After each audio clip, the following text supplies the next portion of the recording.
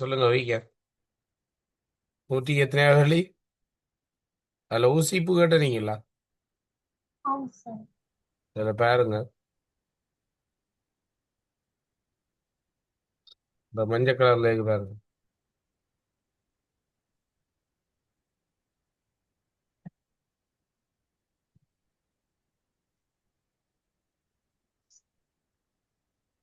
வேற இருக்கிறதா?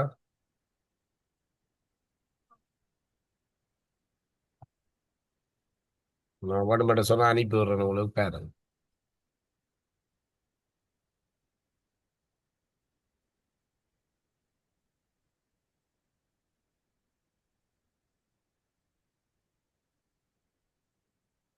Right, okay.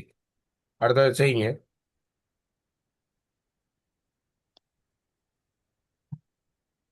பெரும்பாலான பூக்களின் மகரந்த பொடியின் நிறம் யாது?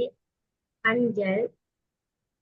தாவரங்கள் மண்ணிலிருந்து நீரையும் கொஞ்சம் பாருங்க. ஓசனையையும்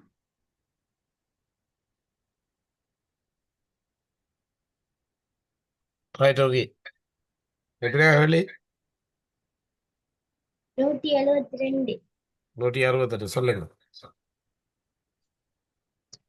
தாவரங்கள் மண்ணிலிருந்து நீரையும் போசனையையும் உள்ளெடுக்கும் உதவுவது வேர்மயிர். தாவர ரைட். வேர் மூலம் தாவரங்களுக்கு கிடைக்கும் பயன்கள் அல்லாதது. ஓப்பன் மார்க்ஸ் கொடுத்தாங்க சார். எத்தனையாவது வெள்ளி? 173. தாவர வேர்கள் மூலம் தாவரங்களுக்கு பயன் அல்லாது ஓப்பன் மார்க்ஸ் கொடுத்துறாங்க. Right, okay. அடுத்தது. தடித்த பட்டையையும் தண்டி கிளையையும் கொண்ட தாவரம் பலா. பின்வரும் எந்த தாவரத்தின் இலை முதிரும் போது இலைகள் சிவப்பு நிறமாக மாறும்? அரசு. தாவர வேர்களில் உணவு சேமிக்கும் தாவர தொகுதி மரவள்ளி, வச்சால, கேரட், பீட்ரூட். இரண்டாவது விடை இலை சரி. இலைகளில் சமாந்தரமான பரப்பியிருந்து நரம்பு அமைப்பு கொண்டது கரும்பு. Right, okay. பறவைகள் வாழ்விடமாக மரங்களில் பொந்துகளை அமைப்பது முதிர்ந்த தாவர தண்டுகளில். நிறைய வித்துக்களை கொண்டவை வெண்டி, பலா, தக்காளி. பின்வருவற்றுள் கூட்டு இலை எது? வாகை. உயர் வெப்பநிலை காரணமாக ஏற்படும் பாதிப்பை குறைபடுவதற்கான தாவரங்கள் கொண்டிருக்கும் இசைவாக்கம் அல்லாதது. பழங்களிலுள்ளே வித்துக்கள் காணப்படுதல். ஆறு, குளம், நீர்க்குட்டைகள், ஏரிகள் போன்றவற்றில் வளரும் தாவர தொகுதி ஆகாயத்தாமரை, சல்வீனியா, வரிசூனியா.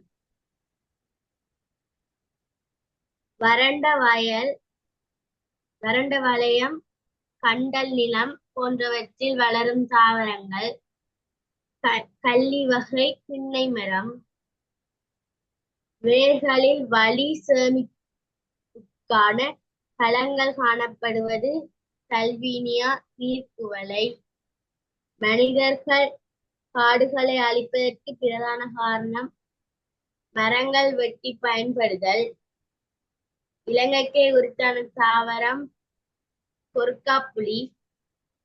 காடுகளை அழிப்பதனால் ஏற்படும் தீமை அல்லாதது வறட்சி குறைவடைதல். வித்துக்களை பயன்படுத்தி செய்யும் ஆக்கங்கள் அல்பனா. கடதாசியை மடித்து செய்யும் ஆக்கம் ஒரிகாமி.